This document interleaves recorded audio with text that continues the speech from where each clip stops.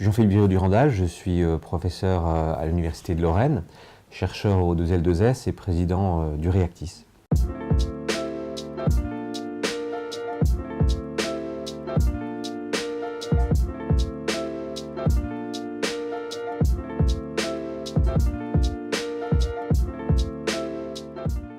La raison de ma présence à ces journées d'études est liée à la fois à mon engagement en tant que chercheur sur les questions qui sont évoquées, sur les territoires et le vieillissement. J'ai déjà réalisé un ouvrage sur ce thème.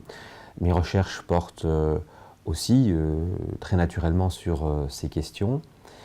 C'est aussi lié au fait que pour un sociologue, étudier deux phénomènes convergents qui sont d'un côté le vieillissement de la population, qui va marquer considérablement le XXIe siècle, et de l'autre côté, les mutations fondamentales des espaces et des territoires, avec le passage de sociétés qui ont été marquées depuis la nuit des temps par la ruralité à des sociétés urbaines.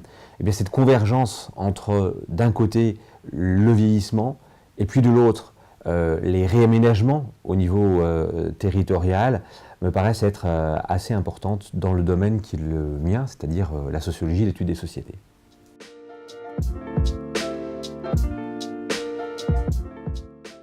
Alors l'intérêt de faire un travail de comparaison, c'est que nous sommes face à un phénomène quasi universel, c'est-à-dire que ce que nous constatons, nous, ce sont des tendances qui bouleversent pas seulement la France ou l'Europe, mais l'ensemble du monde.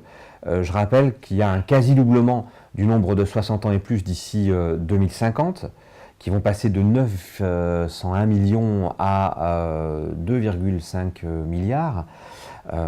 Et puis aussi cette révolution territoriale dont j'ai parlé, c'est-à-dire qu'en 2007, on a environ la moitié de la population mondiale qui vivait en zone urbaine. D'ici 2050, c'est pratiquement 70% de la population. On va passer de 3,4 milliards en 2009 à 6,3 milliards d'ici 2050. Donc, ce que nous vivons en France, en définitive, n'est en définitive l'émergence d'un phénomène qui dépasse largement l'Hexagone. L'intérêt, du coup, c'est d'aller voir au Québec, aux États-Unis, en Grande-Bretagne, en Espagne, la manière dont les sociétés répondent aux défis qui nous sont posés à nous aussi en France. Et par la comparaison, on peut à la fois s'inspirer de bonnes idées, de nouvelles méthodes, comme c'est le cas pour, par exemple, le design social, qui est une méthode qui a au départ pris racine au Québec. Mais aussi, on peut s'inspirer, en définitive, de démarches de politiques publiques qui ont été développées, comme dans la ville de Barcelone, où il y a des exemples extrêmement intéressants dont nous pouvons nous inspirer. Et également, on peut devenir aussi conscient de, on va dire, l'avancée dans laquelle est la France, parce que la France a aussi beaucoup d'atouts, et donc du coup, rentrer en résonance avec la scène internationale sur les questions qui nous occupent, c'est précisément à la fois faire acte d'ouverture, mieux comprendre la manière dont d'autres sociétés ou d'autres pays ou d'autres régions ont pris à bras-le-corps des questions qui nous préoccupent, mais aussi livrer le résultat de nos propres recherches à l'extérieur pour les faire reconnaître.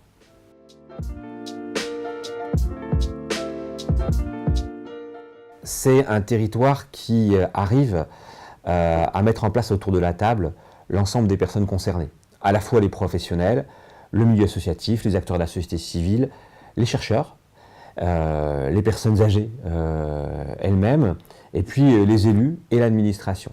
Ça fait beaucoup de monde, et on intègre aussi, et on a vu notamment les exemples aux États-Unis, le monde de l'entreprise, qui est très souvent exclu dans les diagnostics territoriaux. Or, les personnes âgées, lorsque nous discutons avec elles, lorsque nous mettons en place nos ateliers d'échange, eh bien, nous disent aussi que leur quotidien, c'est la consommation, c'est le commerce, c'est la pharmacie. Et donc, au-delà des professionnels de la santé, on a aussi, dans certains pays, l'intégration des petits commerçants ou des grandes surfaces qui ne sont pas toujours, en définitive, conscients de l'intérêt d'adapter leur offre de services ou leurs infrastructures, mais aussi la Poste, par exemple, ou les mairies. Donc on voit bien que quand on travaille sur le territoire, on travaille sur l'ensemble des acteurs au quotidien. Et donc un territoire accueillant pour les populations retraités et les personnes âgées, c'est un territoire qui arrive à rassembler l'ensemble de ces acteurs, à prendre le temps de faire de véritables consultations. Ça veut dire parfois étendre la consultation sur plusieurs réunions, prendre un peu plus de temps que d'habitude dans les consultations publiques, mettre aussi parfois les citoyens en situation de s'interroger sur les réponses. Donc de ne pas seulement s'en tenir en définitive à la formulation des besoins, mais de réfléchir à la manière dont ils peuvent aussi être porteurs de recommandations par rapport aux décisions publiques. On a en France trop souvent une dichotomie entre le décideur public qui va trouver les solutions et puis les usagers qui vont poser les problèmes. Une des forces du projet que nous avons mené, c'est précisément d'amener les gens à devenir des forces de proposition. Voilà. Et donc, un territoire inclusif, en fait, c'est ce défi-là. Ça demande des méthodes, ça demande du temps, ça demande de la compétence.